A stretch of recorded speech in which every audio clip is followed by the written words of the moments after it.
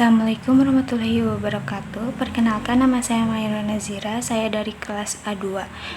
Saya di sini akan melakukan proyek UAS yang merupakan dari mata kuliah Pendidikan Agama. Oke, langsung saja kepada pembahasannya. Oke, dengan yang kalian bisa lihat di sini ada studi kasusnya. Langsung saja kepada jawaban saya. Yang nomor 1 adalah ada religius spiritual. Saya akan melakukan kajian rutin tematik, mengadakan kajian tematik setiap pekan dengan tema sesuai dengan kebutuhan jemaah. Nah, tujuannya yaitu meningkatkan kesadaran spiritual masyarakat melalui pendekatan dakwah dan aktivitas agama. Lalu yang kedua ada sehat rohani dan jasmani. Nah, saya akan melakukan olahraga bersama, membuat agenda olahraga rutin seperti senam sehat atau jalan santai setiap akhir pekan yang dimulai atau diakhiri dengan doa bersama di masjid. Tujuannya yaitu untuk mendukung kesehatan fisik dan mental jemaah melalui program terpadu. Lalu yang ketiga ada cerdas atau emosional, intelektual, dan spiritual. Saya akan melakukan kegiatan remaja masjid, yaitu membentuk komunitas remaja masjid untuk melatih kepemimpinan, kreativitas, dan pengelolaan kegiatan emosional. Lalu ada pelatihan baca Al-Quran dan tajwid. Ini itu untuk meningkatkan wawasan dan keterampilan jamaah melalui program pendidikan. Lalu yang keempat ada sejahtera. Nah, saya akan melakukan kegiatan pasar Jumat atau bazar amal. Nah, ini itu untuk menyelenggarakan pasar murah atau bazar untuk menjual produk lokal dengan harga terjangkau sekaligus memberikan peluang usaha bagi jemaah. Tujuannya untuk meningkatkan kesejahteraan ekonomi jemaah melalui pemberdayaan dan akses sumber daya. Lalu lanjut ke studi kasus yang kedua. Di sini ada studi kasusnya. Nah, prinsip-prinsip utama seorang pendidik dalam Islam yaitu sebagai mu'alim atau pengajar, menyampaikan ilmu dengan jelas, menggunakan metode yang sesuai dengan pemahaman siswa, serta memperhatikan perbedaan kemampuan belajar setiap siswa. Nah, rahmatan lil alamin itu mengajar dengan penuh kasih sayang dan rahmat sebagai dicontohkan oleh Rasulullah SAW. Nah, yang kedua ada strategis praktis untuk meningkatkan hubungan emosional dan siswa. Yang pertama yaitu membangun hubungan personal. Contohnya misalnya sediakan waktu di awal atau akhir kelas untuk berbincang santai dengan siswa tentang minat dan hobi mereka. Yang kedua yaitu menerapkan pendekatan positif.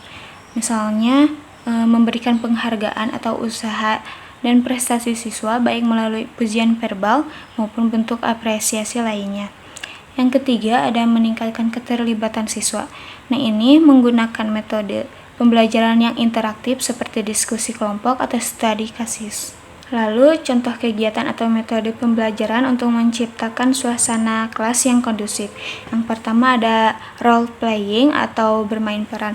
Nah, contohnya itu dalam pelajaran akhlak, siswa diberikan peran tertentu untuk mempraktikkan nilai-nilai seperti kejujuran atau tolong-menolong. Setelah itu, diskusikan bagaimana perasaan mereka selama bermain peran tersebut. Lalu yang kedua ada diskusi kecil, misalnya bagi siswa ke dalam kelompok kecil untuk membahas ayat-ayat Al-Quran atau hadis tertentu. Lalu minta mereka mempresentasikan pemahaman mereka kepada kelas. Ini mendorong kerjasama dan toleransi terhadap perbedaan pandangan. Lalu yang kedua ada studi kasus atau problem solving.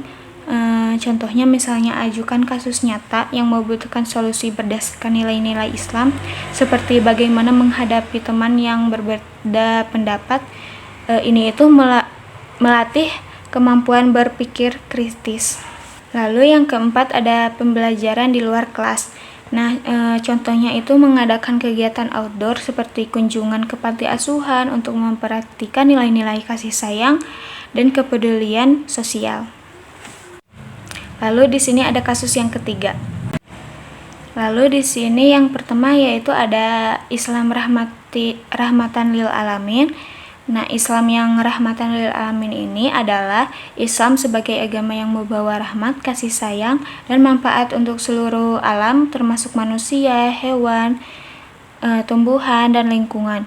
Nah, prinsip ini tercermin dalam ajaran Islam yang mendorong kedamaian, keadilan, toleransi, dan kesejahteraan universal sebagai mana ditegaskan dalam Al-Quran, surat Al-Anbiya ayat 107. Lalu yang kedua ada ekonomi syariah. Nah, ekonomi syariah ini adalah sistem ekonomi yang didasarkan pada prinsip-prinsip Islam. Ciri-ciri utamanya yaitu menghindari riba atau bunga, terus masyir atau judi. Yang ketiga ada pernikahan dalam Islam. Nah, pernikahan dalam Islam ini adalah perjanjian suci antara seorang laki-laki dan perempuan yang bertujuan untuk membangun keluarga yang sakinah, mawadah, dan warohmah. Nah, prinsip pernikahan dalam Islam meliputi dilaksanakan sesuai syariat, lalu dengan akad nikah, mahar, dan saksi. Nah, ini itu bertujuan untuk menjaga kehormatan, memupuk kebaikan, dan melahirkan keturunan yang soleh. Mungkin sekian dari presentasi saya. Mohon maaf bila ada kesalahan. Wassalamualaikum warahmatullahi wabarakatuh.